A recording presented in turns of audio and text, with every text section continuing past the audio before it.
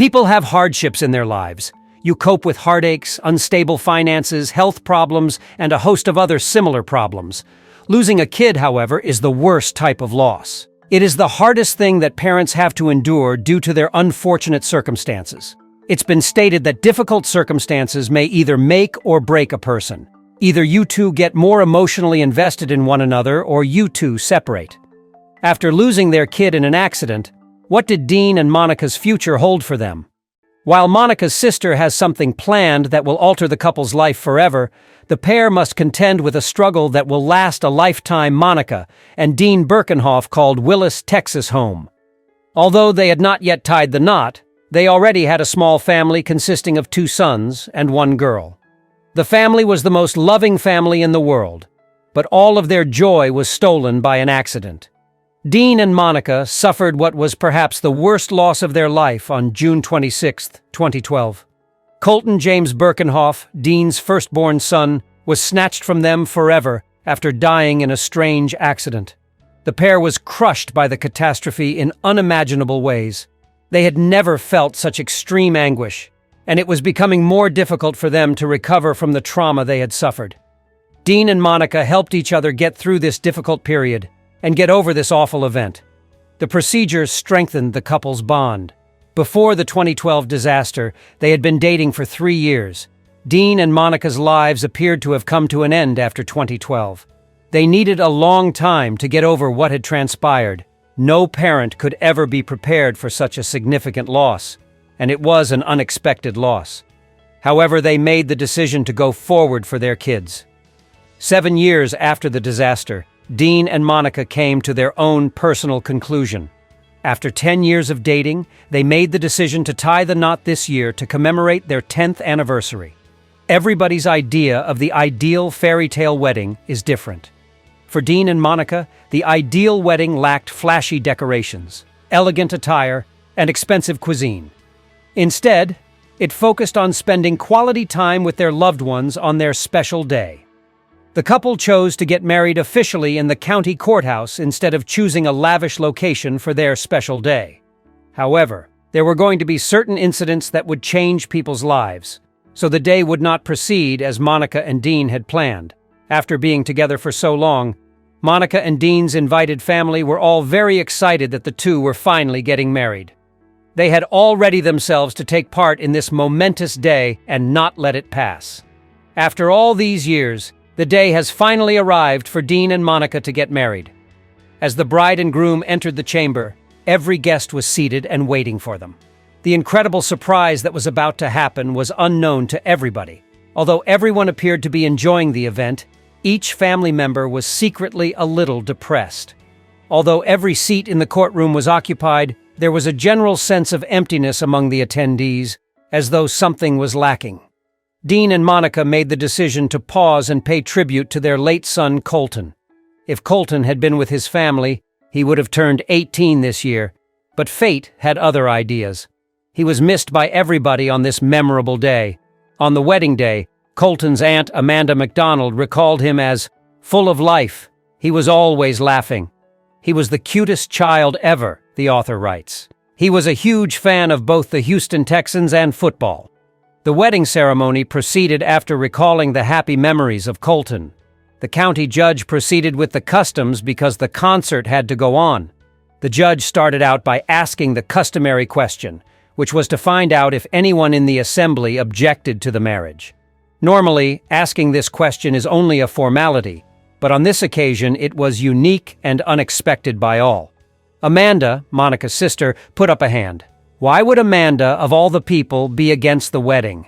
She was the one who knew Monica the best. What possible objection could she have?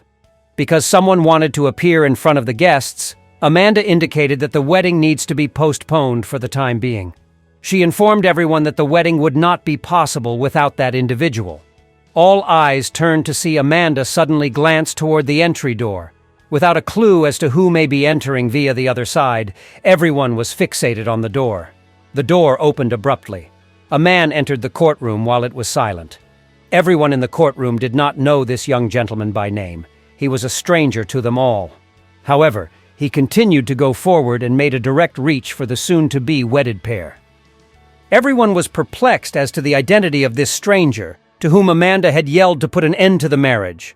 The man, clad in a black waistcoat with a tie and a green shirt, was presented by Amanda. Stufflebean, that's the man. This morning, he had traveled from Arkansas to Houston, specifically for the wedding. Monica recognized Travis as soon as he approached the pair, and she started crying. Every attendee recognized that the man was not a stranger once Amanda explained in detail why she had decided to interrupt the ceremony in that manner. In fact, he was family, and not just to Monica. Tears flooded all of their eyes. Like family, Monica understood exactly who he was and why he mattered so much. She broke down because she was unable to control her feelings. Without thinking, she rushed to embrace Travis, knowing that she was giving him a hug from the bottom of her heart. After learning that Colton had passed away, Monica and Dean made the decision to donate his organs in order to save the lives of those who were in need. 7 years ago, Travis was the one who had won Colton's heart. Since Colton could never have attended his parents' wedding, Amanda had to settle for the second best thing she could have given her sister, Travis's heart, which was pounding for Colton. Travis had not arrived empty-handed, however. He had in fact brought a really touching present that would bring tears to everyone's eyes. It was the type of present that Dean and Monica would never have imagined getting at their nuptials. With his hand in his pocket, Travis produced a stethoscope. He desired for Monica and Dean to hear their son's heartbeat. One by one, he put the earpieces on the pair. The greatest present Monica and Dean could have received was to hear the heartbeat of their late son on the day of their wedding. Everyone present in the courtroom was visibly distraught, not just the couple. Travis truly was a kind and compassionate person to have given the couple so much care. He was certain that he wanted to attend the wedding. Stufflebean said, "You're bringing the heart back home. This seems to me to be only a passing heart. I'm only using it on loan. I think it fits here, with this amazing and fantastic family." Only 3 months before to Colton's passing, Travis, who had a weak heart since he was 3 years old, was placed on the transplant waiting list. He'd been fortunate enough to receive a heart. Everything began in 1991. Stufflebean stated, "I had open-heart surgery throughout my life because I had a bad heart from birth." Amanda wanted Travis to truly be present for the wedding, so she worked very hard to make sure he was there. According to MacDonald, one thing led to another, and now here we are. He answered yes, much to our surprise, horror, and amazement. He made us all fall in love. He's a member of our family, not simply a person who got a heart. Even with all of Monica and Dean's preparation, Travis's presence would not have allowed their wedding to turn out as spectacular as it did. They had no idea that their son might be with them in this manner. "It wasn't easy," Monica said. "Making that choice was really difficult because, well, that person is a member of your family and someone you love." "Colton is a hero," she said. "I don't know of any greater hero than him. His organ donation resulted in the saving of several lives. Although the couple was unable to preserve Colton's life, they made the decision to save as many lives as they could. Travis was one of the fortunate people that was spared because of Dean and Monica's son. Since they were little, Amanda and Monica had been really close. They were the greatest of friends. Amanda was therefore aware of Monica's particular needs and how to meet those needs on her wedding day. Many individuals whose lives have been saved because of Colton are remembered because to Dean and Monica's choice to donate his organs. Many lives around the nation remember him, and they always will.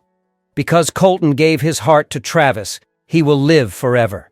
He is not of the world, yet he is of it as well. "Colton isn't physically present here, but he is here," stated Judge Wayne Mack, who wed Dean and Monica. After dating for almost 10 years, Monica and Dean eventually tied the knot. They have supported one another through all the highs and lows and will do so in the future. They have witnessed each other's worst and greatest traits. In fact, Monica's wedding was everything she could have imagined. She believed that the ideal marriage would be one in which all of her loved ones lived together, and on her wedding day, Colton was there to support her. Dean and Monica have been attempting to move on with their lives and their 2 kids while holding Colton close to their hearts ever since. Though life marches on and never stops for anyone, they will always remember their kid and his constant smile. So folks, here's a little story that will definitely get you thinking. I hope that was enjoyable for you. That's all I have to say for today. Please give this a rating, forward it to your friends, and we'll talk to you later.